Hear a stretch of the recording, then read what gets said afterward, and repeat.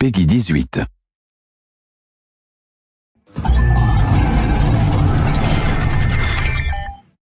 Hello everyone, I'm Colin Graham. I'm the animation director on Watch Dogs, and today I'm excited to present to you a vertical slice of the Watch Dogs free roaming experience. So actually, this is not a mission. Everything we're going to showcase today is completely systemic, and we're free to do as we please. We start off in the wards, the low-income district of our interpretation of Chicago. When creating the world of Watch Dogs, we wanted to stay true to the city and give a unique flavor to each and every neighborhood, not only in terms of the architecture, but also in terms of the people that you'll encounter and what is happening in their day-to-day lives. In the wards, you'll see working-class citizens, rusty cars, gang members, abandoned houses, and low-grade pawn shops. It's really not the kind of place that you're going to want to be alone after dark. Nowadays, modern cities are increasingly managed by software, controlling traffic lights, electricity grids, and surveillance systems. In our version of Chicago, this management software is called CTOS, or the Central Operating System. The CTOS controls everything in the city, and it was created by the Bloom Corporation. Since the CTOS has been installed in Chicago, people get to work faster, the crime rate has dropped, and the communication networks are now more accessible and stable than they ever were before. It goes without saying that if everything is connected, somebody able to take over this system would be extremely powerful. At this point in the game, we don't have control over this district's CTOS system. The icons that you see over people's head mean that we cannot hack into their mobile devices at the moment.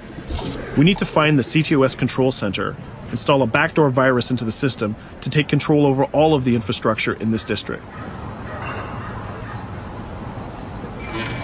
There it is, the CTOS control center.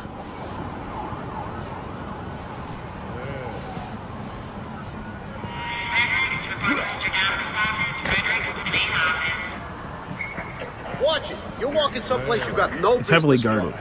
Let's see if we can find the server access codes from a distance. With cameras, we can explore restricted areas without being spotted, tag different guards, and access details on their lives. What the hell's she doing with that weasel motherfucker? It seems that Bloom employees all have a sort of shady past. There it is, the access code to the server room.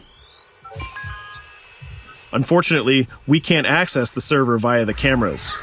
We need to sneak inside.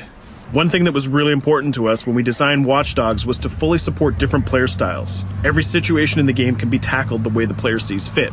In this situation, we can go all out guns blazing, completely stealth without the guards ever seeing us, or we can hack from a distance without ever setting foot inside the restricted area. Let's hack this forklift. Aiden can use the environment to distract and lure guards. Pretty much anything you hack has multiple functions. So, for example, you could use this forklift to access the roof, or you could use it to create cover.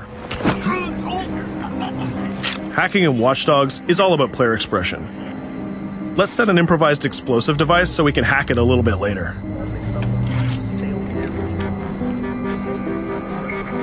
You'll also notice Aiden's low-profile stance. This indicates when the guards are unaware of our presence. We'll try to reach the upper level of the building to see if we can gain a vantage point over our opponents.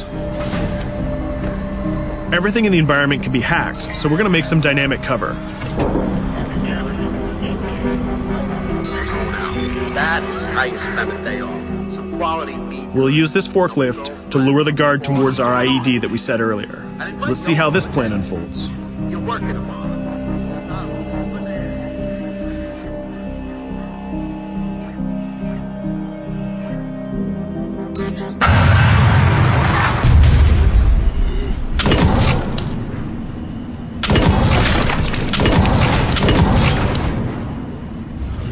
What you just saw is called focus. It represents Aiden's analysis capabilities and his quick reflexes. This gives the player more time to combine core game mechanics together, such as shooting, hacking, and driving, in order to handle more complicated situations.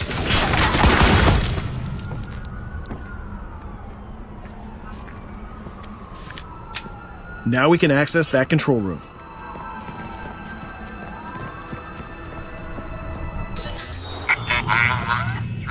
Drop 2, 5.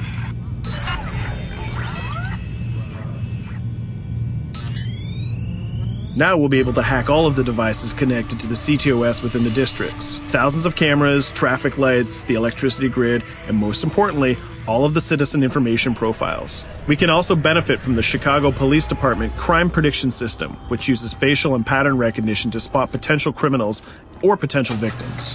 Since this is a pretty rough neighborhood, I'm pretty sure we're going to stumble on some suspected criminal activity pretty soon. And there it is. The system just pushed an alert of a potential crime. We can see the system trying to triangulate the location on our minimap.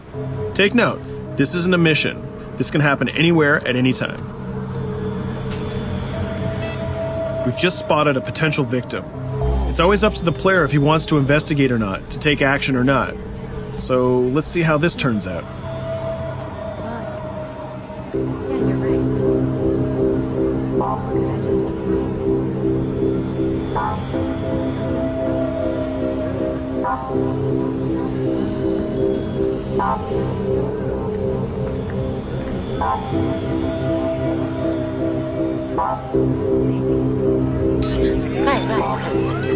You think you're leaving me, huh? Jesus, I told you to stay away from me! You belong to me now, get it? You better leave or I'll call the cops! I'll fucking kill you, goddammit! Get off! Yo, that was close. Good thing that we intervened.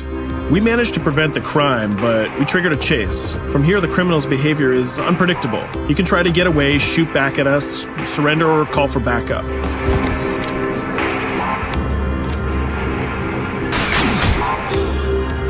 It seems like he decided to get away by car. Let's chase him down. In Watch Dogs, we have a wide variety of vehicles. Each one of them has their own unique properties and handling.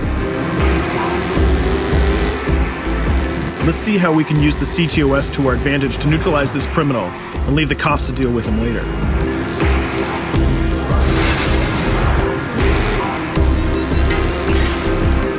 The chase stops right here. Using the blockers usually reserved for the cops during interventions, we managed to stop this criminal without killing him. This gives us a reputation bonus. This system is at the core of the Watch Dogs experience. Depending on how we handle different situations in the game, the media and the citizens will have a different perception of our hero, whether he is a true vigilante or a reckless criminal. This will have repercussions throughout the game.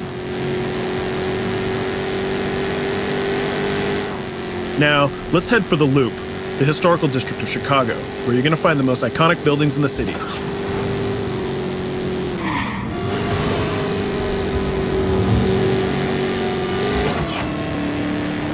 We're going to go to a gun shop to see what arsenal is available for players.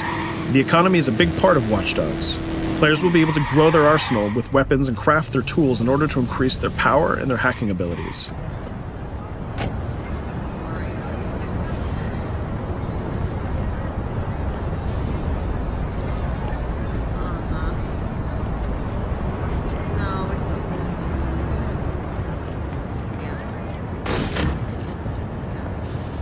You will find all of the weapons that you would expect in a traditional shooter. Pistols, assault rifles, guns, sniper rifles, and grenade launchers, just to name a few. A lot of bullets were fired in our last encounter with the CTOS guards. Let's stock up on some more ammo. Finding everything.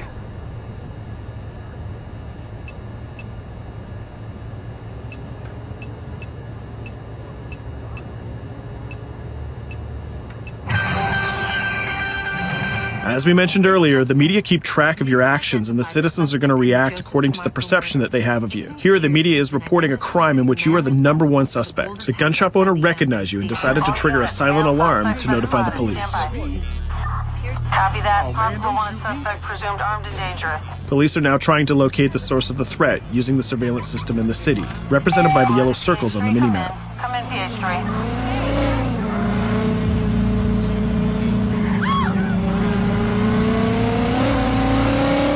Aiden is able to stall their efforts by hacking into their communication systems while avoiding the scanning areas.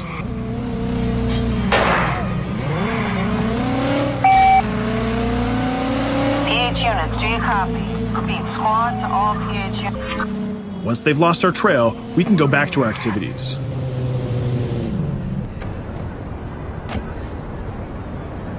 One thing that Bloom did to win over the population of Chicago with the CTOS project was to install free Wi-Fi hotspots throughout the city. Free Wi-Fi is cool, but not very safe with someone like Aiden Pierce around. Hacking into this box is going to give us access to every device that's connected to it. So let's see where that brings us.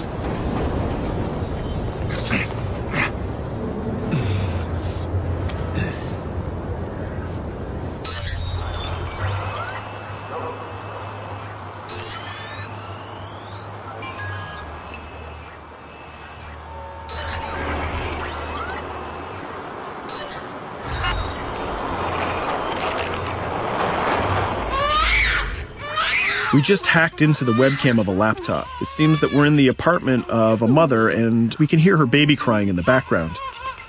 Her bank information is in her mobile phone sitting right there on the table in front of us. It's totally up to the player whether we decide to steal it or not. Of course, this won't affect our reputation because nobody can witness this action. Just like in real life, nothing is totally black or white, but rather many shades of gray. This is exactly the situation where we want the player to question his own morality. Let's go withdraw that money. If you think that you're alone, think again.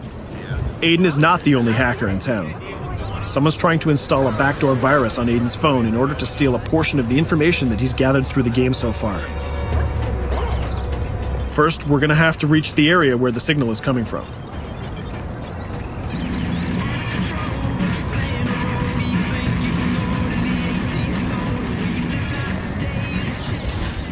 Using our profiler, we're going to try to identify the hacker before the installation finishes.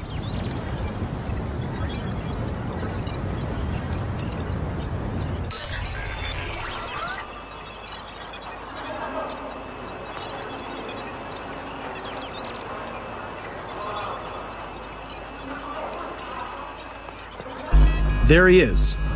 In Watch Dogs, things aren't always what they seem to be. This is actually another player that seamlessly came into our single-player experience. Let's not let him get away with this. We're going to teach this guy a lesson.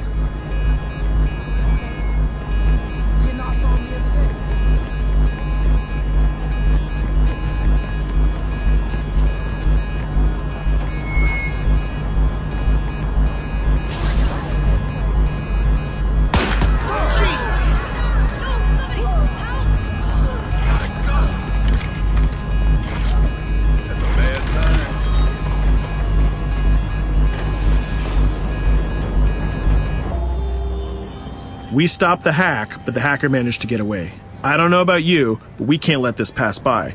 We need to retaliate. Using the grid, let's see if we can find that second player. There he is.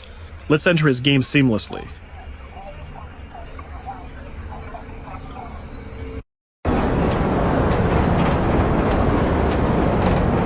The second player is not yet aware of our presence.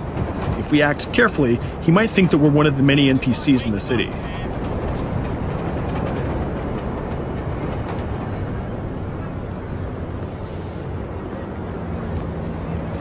What was that?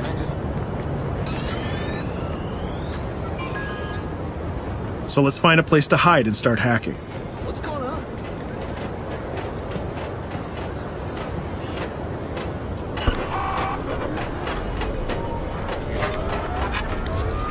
The second player has just been alerted that a breach has occurred on his phone. He's trying to find us using his profiler.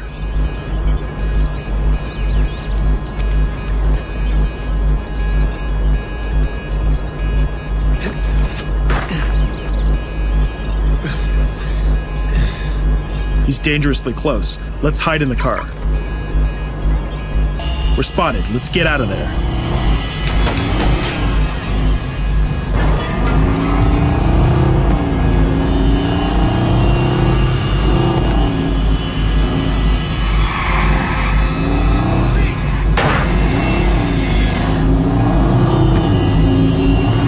Let's set up an ambush right here. By dragging the other player back here into the alley, we make sure that no civilians get hurt during the firefight. We didn't succeed in hacking the second player, but we did get a little bit of revenge. So that's what we have time for today. We hope you enjoyed our quick gameplay session. Stay tuned for more about Watch Dogs.